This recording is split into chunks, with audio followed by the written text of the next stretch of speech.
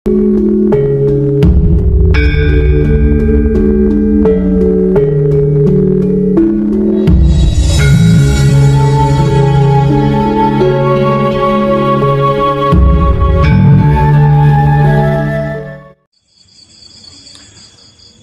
ini saya kasih informasi yang lebih rinci,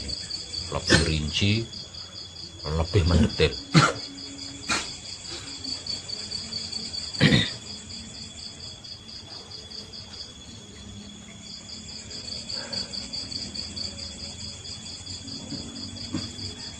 Bagi setiap manusia hidup, ini terlepas dari sadar atau tidak sadar ya.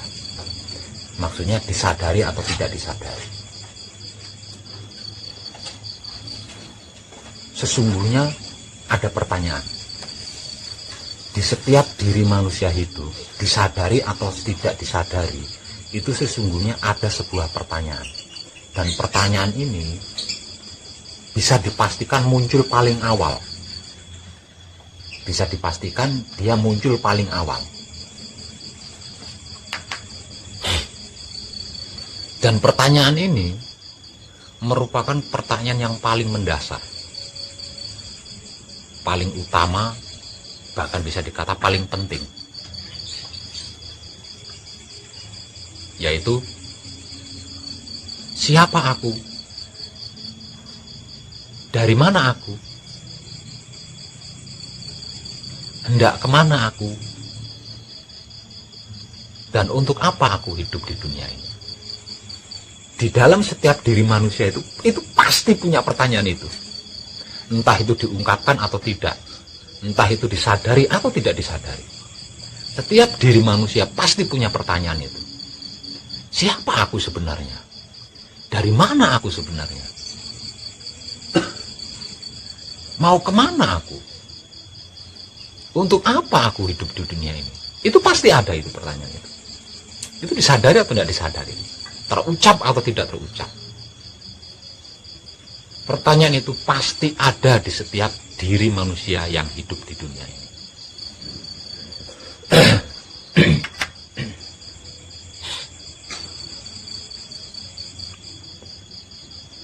Lalu jawabannya apa? Siapa aku? Dari mana asalku? Hendak kemana tujuanku? Untuk apa aku hidup di dunia ini? Aku yang dimaksud itu ada dua. Aku sebagai wujud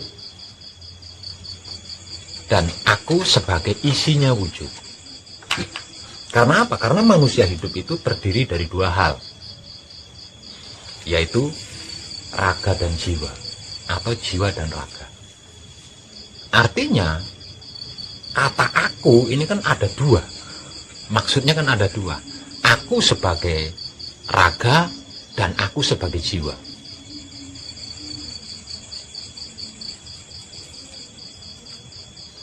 Siapa aku? Aku yang pertama adalah raga. Siapa aku? Aku yang kedua adalah jiwa. Itu jawaban itu. Pertanyaannya, siapa aku? Jawabannya, aku yang pertama adalah raga. Aku yang kedua adalah jiwa.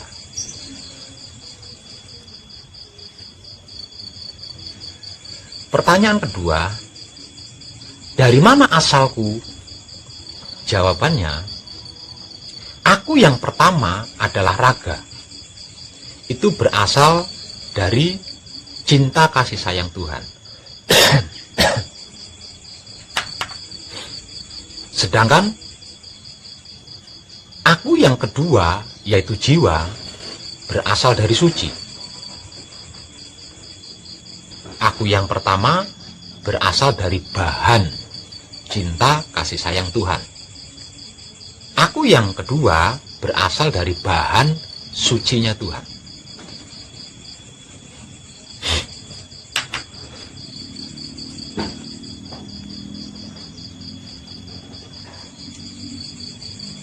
Hendak kemana aku?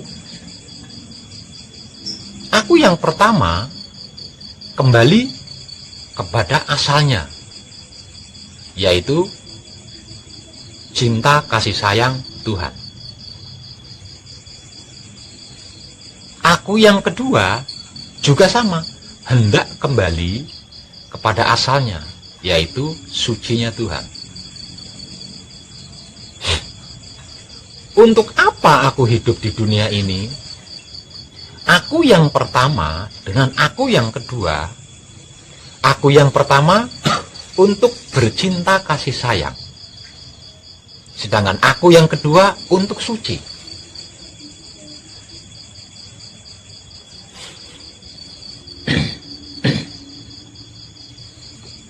Detail atau perinciannya sebagai berikut.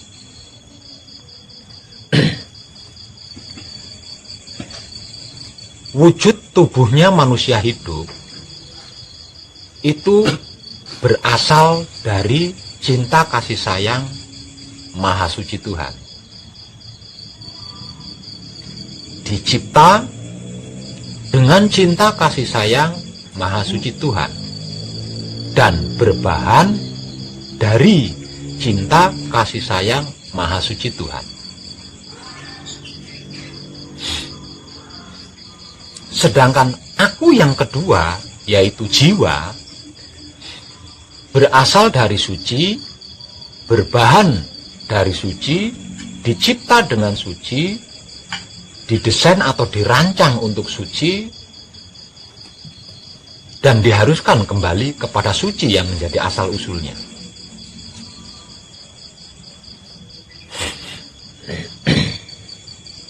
Aku yang pertama hanya satu wujud, sedangkan aku yang kedua itu terdiri dari 5 wujud.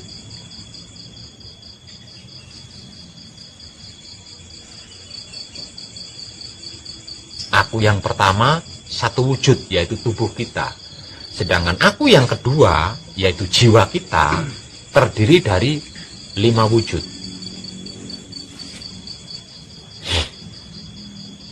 Lima wujud yang merupakan jiwa kita, apa sajakah itu?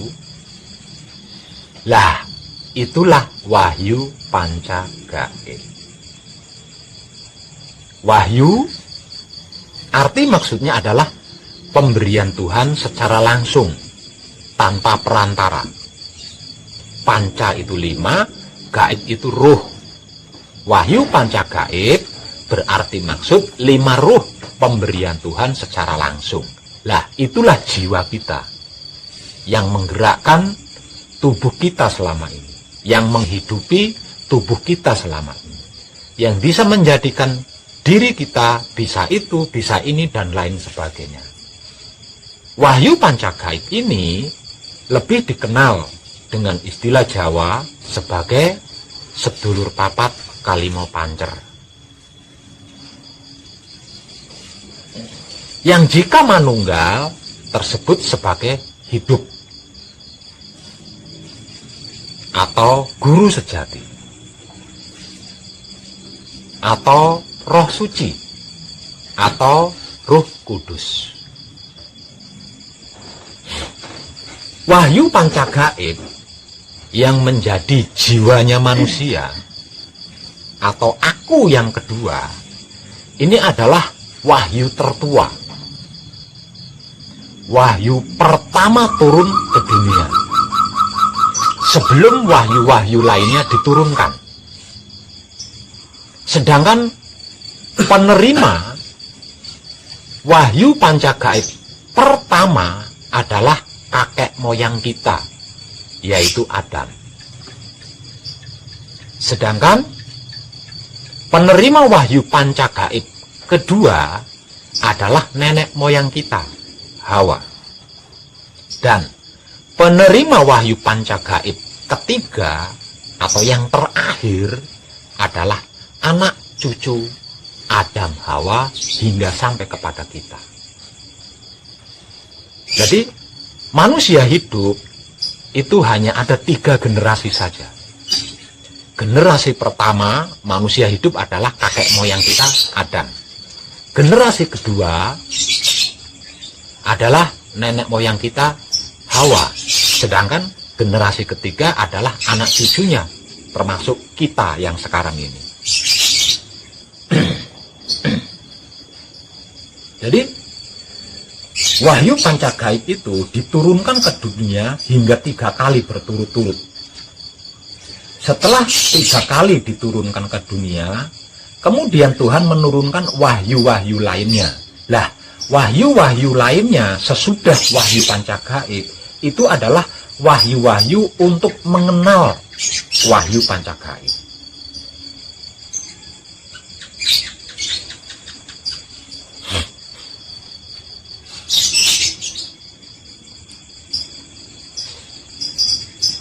Konkretnya seperti apa Pak Wet? Sebagai berikut. Setelah Maha Suci Tuhan selesai menciptakan semuanya, selesai menciptakan semuanya, kemudian Tuhan ingin dikenal oleh makhluknya. Lah, dikarenakan Tuhan ini ingin dikenal oleh makhluk, kemudian yang terakhir Tuhan itu menciptakan makhluk yang terakhir tersebut manusia.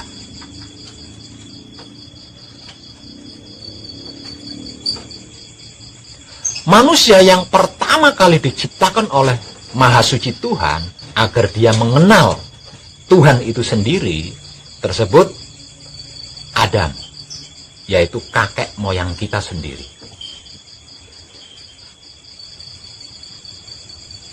Akunya Adam yang pertama, yaitu wujudnya atau tubuhnya, itu terbuat atau diambil dari bahan tanah pilihan.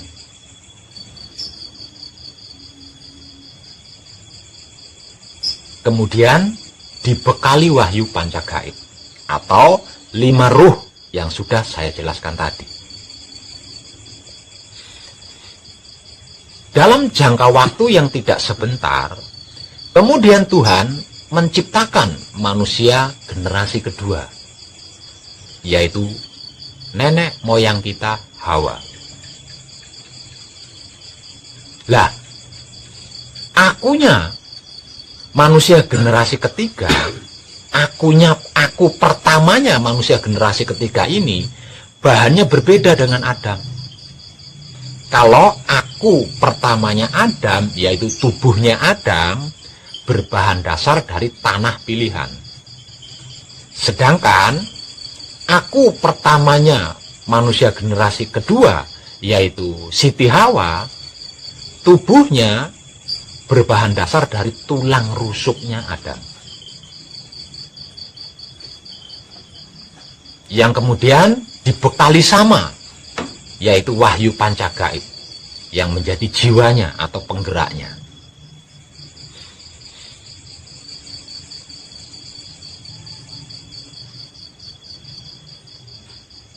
Sebagai penyempurna, kemudian Tuhan menciptakan manusia generasi kedua.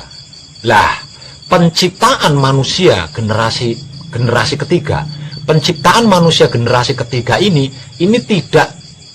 tidak secepat ketika Maha Suci Tuhan menciptakan manusia generasi pertama, yaitu Adam, dan manusia generasi kedua, yaitu Hawa.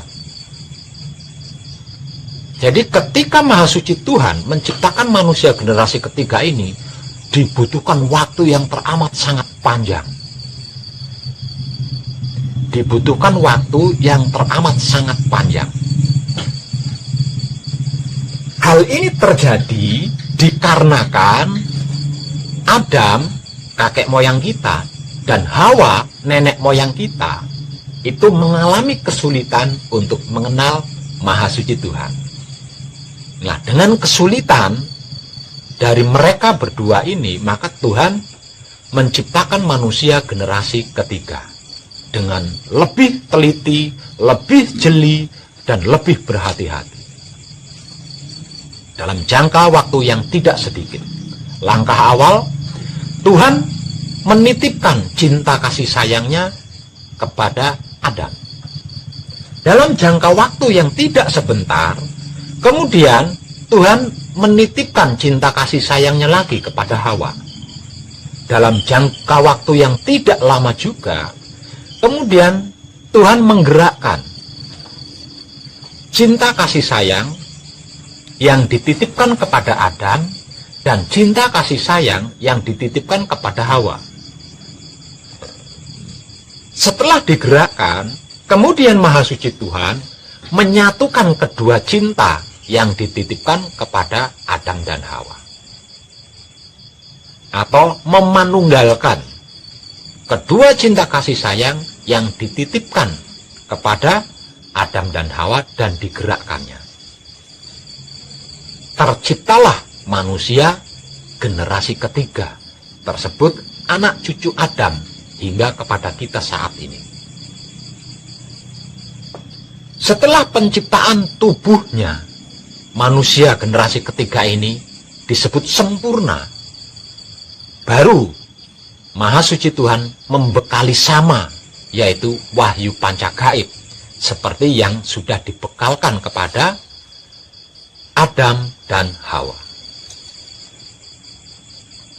Nah, dari sini kita bisa mengambil kesimpulan bahwa bahan dasar akunya kita pertama, yaitu jasad kita atau tubuh kita, itu berbeda dengan bahan dasar tubuhnya nenek moyang kita, Hawa, dan tubuhnya kakek moyang kita, Adam.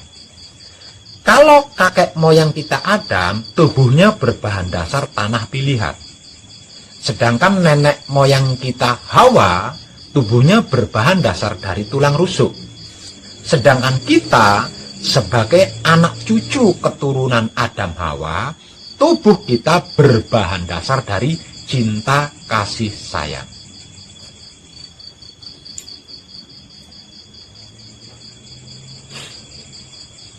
Yang kemudian dibekali sama, yaitu wahyu pancagaib atau sedulur papat kalimo pancer, seperti yang dibekalkan kepada Adam dan Hawa.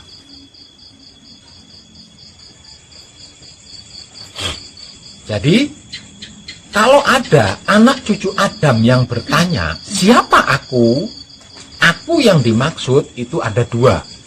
Aku sebagai raga atau tubuh, dan aku sebagai jiwa. Maka jawabannya, bagi anak cucu Adam, dari pertanyaan siapa aku, tubuhnya adalah cinta kasih sayang, sedangkan jiwanya adalah suci.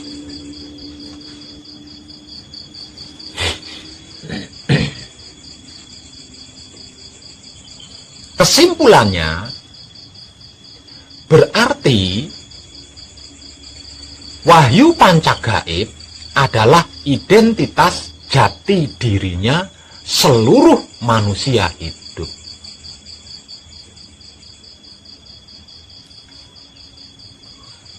Kesimpulannya, berarti wahyu pancagaib yang arti maksudnya adalah 5 ruh pemberian Tuhan secara langsung adalah identitas jati diri pribadinya seluruh manusia hidup.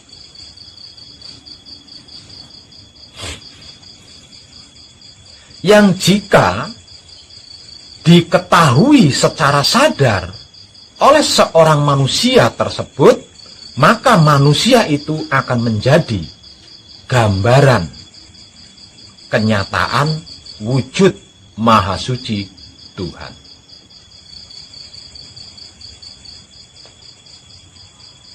Artinya, lah kalau manusia itu merupakan gambaran wujud kenyataan Tuhan,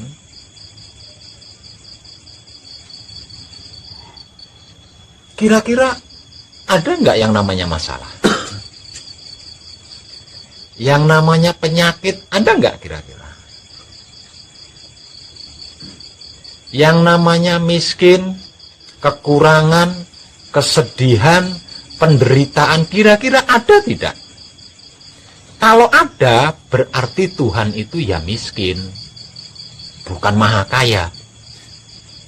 Kalau ada berarti Tuhan itu maha penyakitan.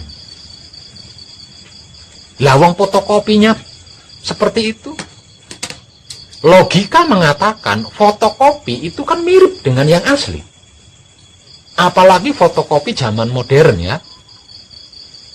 Kalau yang aslinya berwarna, fotokopinya juga ikut berwarna.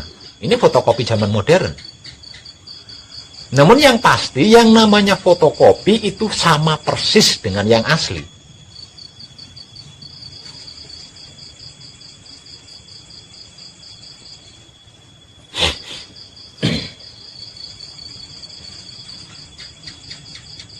Itulah sebenar-benarnya wahyu pancagaib yang sedang kita pelajari bersama, yang sedang kita kaji bersama, dan yang sedang kita praktekkan bersama-sama.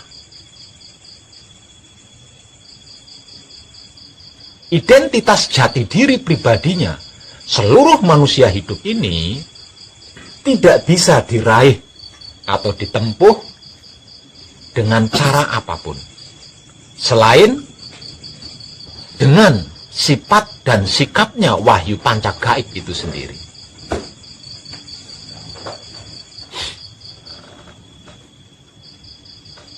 Jadi, ditempuh dengan ilmu tidak bisa.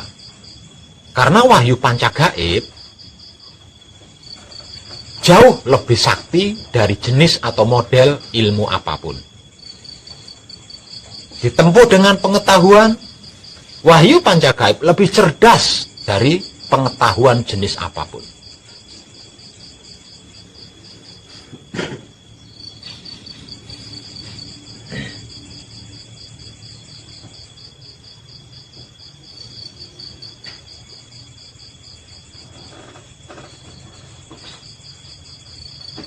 Dengan apa yang sudah saya informasikan dan kesimpulannya, berarti sesungguhnya seluruh manusia hidup di dunia ini memiliki wahyu pancagaib. Karena wahyu pancagaib adalah jiwanya manusia, isi tubuhnya manusia yang menggerak-gerikkan manusia hidup di dunia ini.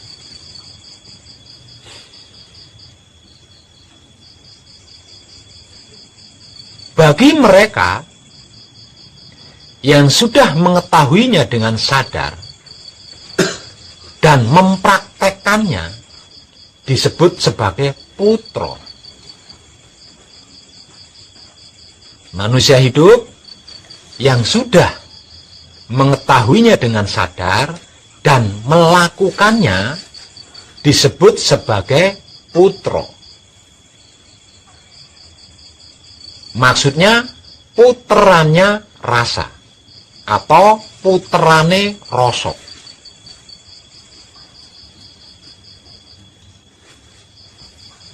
Kesimpulannya berarti seluruh manusia hidup yang sudah mengetahui dengan sadar dan melakukannya adalah putra.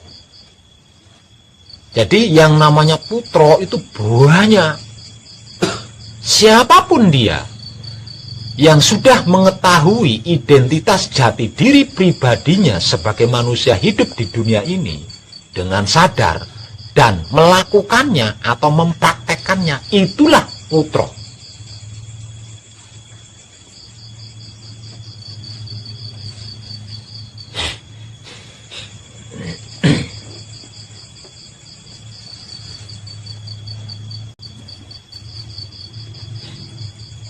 Sedangkan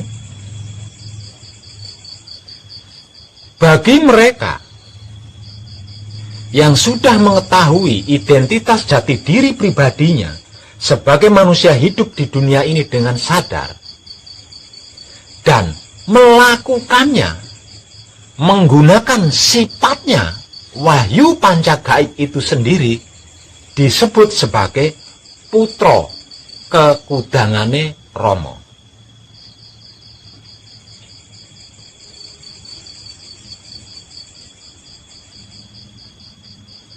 Jadi ada dua di sini. Ada tiga.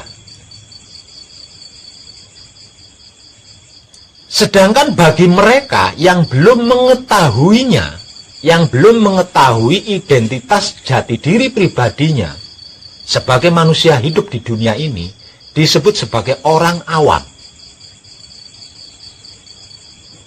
Jadi manusia generasi ketiga setelah kakek moyang kita Adam dan nenek moyang kita Hawa itu terbagi dari dua ras. Ras pertama adalah manusia yang belum mengetahui identitas jati diri pribadinya sebagai manusia hidup di dunia ini, tersebut orang awam.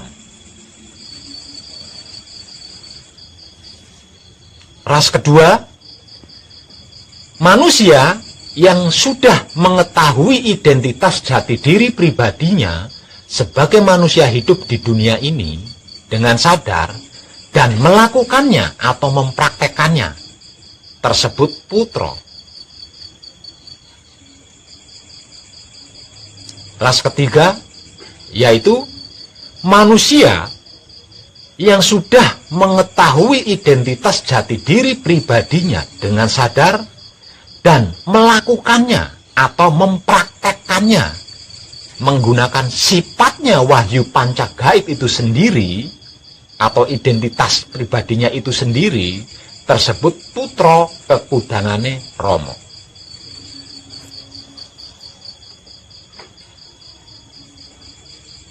Nah, ras ketiga atau terah yang ketiga ini adalah terah yang tertinggi. Terah yang tertinggi. Kenapa saya katakan terah yang paling tinggi atau ras yang paling tinggi? Dikarenakan manusia hidup yang ketiga ini adalah gambaran kenyataan wujud Tuhan. Artinya sama dengan Tuhan.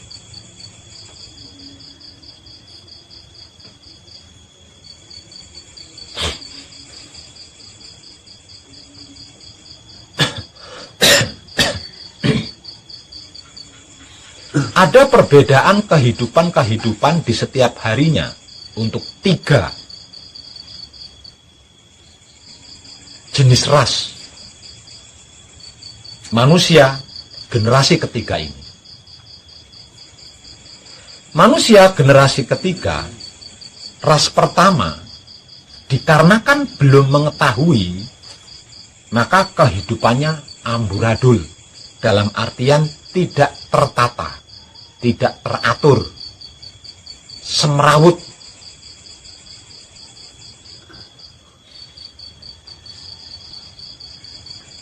Sedangkan manusia generasi ketiga, dalam ras yang kedua, yaitu yang sudah mengetahui dengan sadar dan mempraktekannya, namun tidak menggunakan sifatnya wahyu panca gaib, mengetahui, memahami, dan mengerti, namun tidak melakukannya.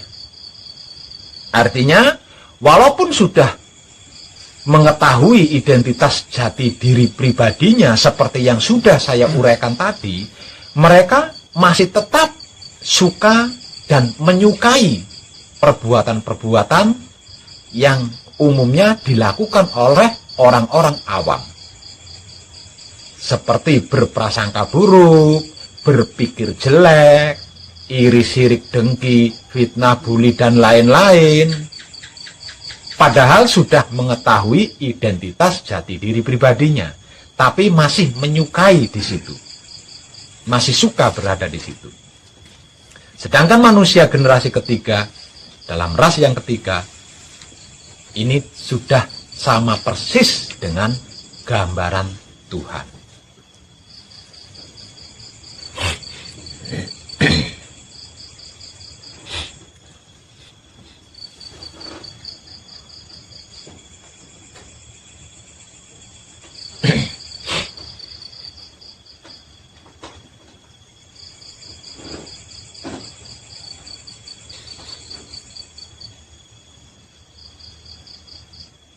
Dari kitab apa Pak Web kok bisa tahu? Dari kitab Lauhul Mahfuz. Kitab kekal, kitab abadi yang ada di dalam setiap diri manusia hidup. Surat apa, ayat apa? Surat Kejadian ayat 5-7.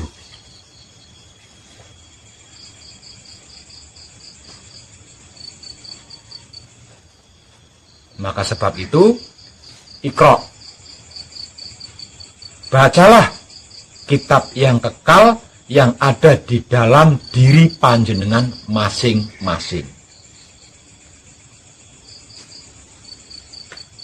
Bagaimana caranya?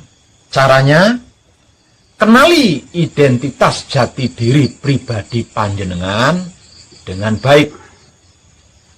Menggunakan sifat dan sikapnya. Identitas jati diri pribadi panjenengan sendiri, jangan yang lain. Dikarenakan sedulur papat kalimo pancer atau wahyu pancagaib yang menjadi jiwa kita, masing-masing itu memiliki sifat dan sikap asli bawaan dari sananya. Jadi tidak bisa ditempuh dengan cara apapun. Tidak bisa ditempuh dengan teknik apapun selain menggunakan sifat dan sikapnya mereka berlima itu sendiri.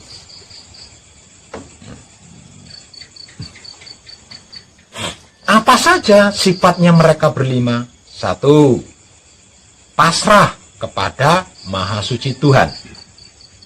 2. Menerima keputusan Maha Suci Tuhan. Yang ketiga, mempersilahkan kuasa Maha Suci Tuhan. Yang keempat, merasakan kenyataan Maha Suci Tuhan.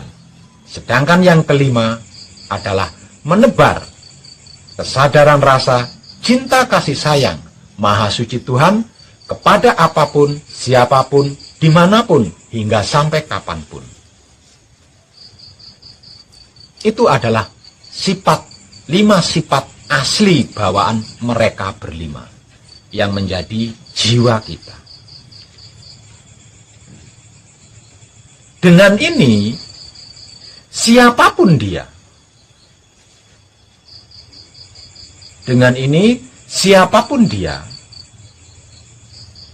jika tidak mau pasrah kepada Maha Suci Tuhan, jika tidak bisa menerima apapun keputusan Maha Suci Tuhan, jika tidak bersedia mempersilahkan kuasanya Tuhan, kalau tidak bisa merasakan kenyataan Tuhan, kalau tidak bisa dan tidak bersedia menebar kesadaran rasa cinta kasih sayang Maha Suci Tuhan, sesungguhnya itu bukan manusia hidup.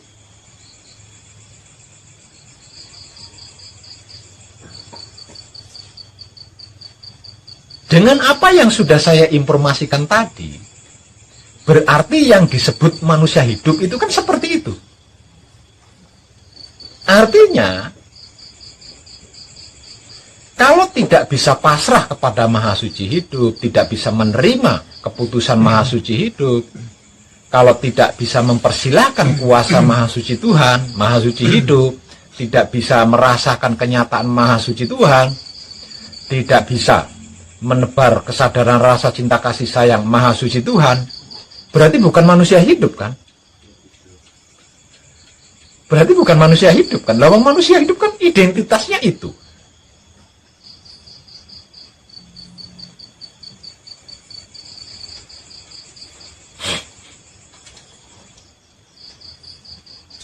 Terkecuali kalau belum mengetahui, lain lagi ceritanya. Kalau belum mengetahui, lain lagi ceritanya. Namun kalau sudah mengetahui, apalagi mengetahuinya dengan sadar, kok tidak mau seperti itu, berarti bukan manusia hidup.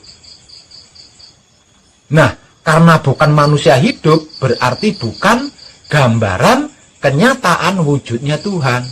Dikarenakan bukan gambaran kenyataan wujudnya Tuhan, ya penuh masalah.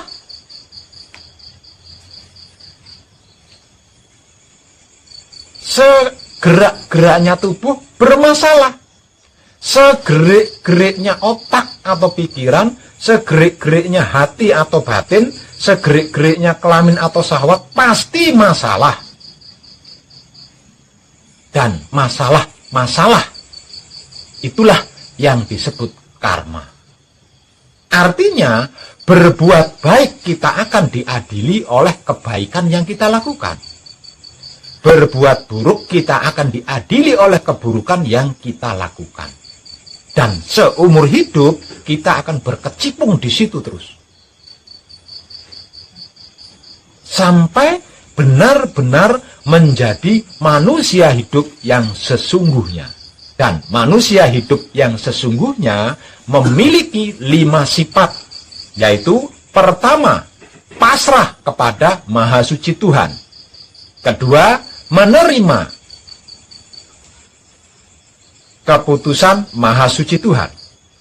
Ketiga, mempersilahkan kuasa Maha Suci Tuhan. Keempat, merasakan kenyataan Maha Suci Tuhan. Dan yang kelima, menebar kesadaran rasa cinta kasih sayang Maha Suci Tuhan. Itulah sifat aslinya manusia hidup di dunia ini. Dikarenakan identitas jati diri pribadinya manusia hidup di dunia ini adalah wahyu panca gaib atau sedulur papat kalimo pancer. 5 roh pemberian Tuhan secara langsung. Dan itulah pertama kali Maha Suci Tuhan memberi kepada makhluknya. Pertama kali Tuhan memberi sesuatu kepada makhluknya adalah yang diberikan 5 roh secara langsung.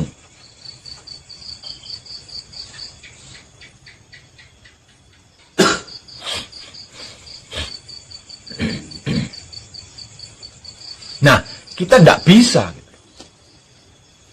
keluar dari area ini, kita tidak bisa keluar dari lingkaran ini, kita tidak bisa.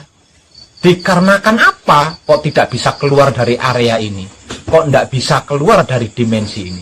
Sebab karena tubuh kita berbahan dari cinta kasih sayang Maha Suci hidup, dicipta dan dirancang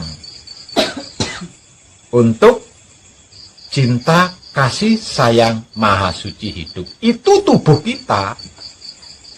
Sedangkan jiwa kita berasal dari suci, berbahan suci, dicipta dengan suci, didesain atau dirancang untuk suci, dan harus kembali kepada suci.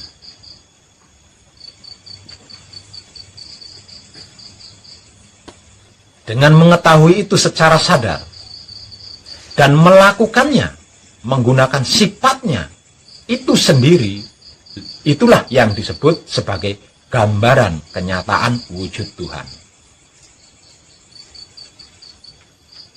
Semenjak seseorang itu mengetahui dengan sadar identitas jati diri pribadinya sebagai manusia hidup di dunia ini dan melakukannya atau mempraktekkannya menggunakan sifatnya identitas jati diri pribadinya sebagai manusia hidup di dunia ini, maka sejak itu pula otak atau pikirannya berubah menjadi singgasana Maha Suci Tuhan tersebut, Baitul Makmur. Maka sejak itu pula lah hati atau batinnya berubah menjadi singgasana Maha Suci Tuhan tersebut, Baitul Muharram. Dan sejak itu pula kelamin atau syahwatnya berubah menjadi singgasana Maha Suci Tuhan tersebut, Baitul Muqaddas atau Maqdis. Lah kalau wujud kita adalah gambaran kenyataan wujud Tuhan, jiwa kita adalah singgasana maha suci Tuhan, piye, coba jenengan renungkan sendiri. Apa yang akan terjadi? Apa yang akan teralami kalau sudah seperti itu? Sebab karena itu, manusia hidup disebut sebagai makhluk paling sempurna dibanding makhluk-makhluk lainnya, dan ditugasi untuk menjaga, merawat, dan mengelola alam semesta seisinya.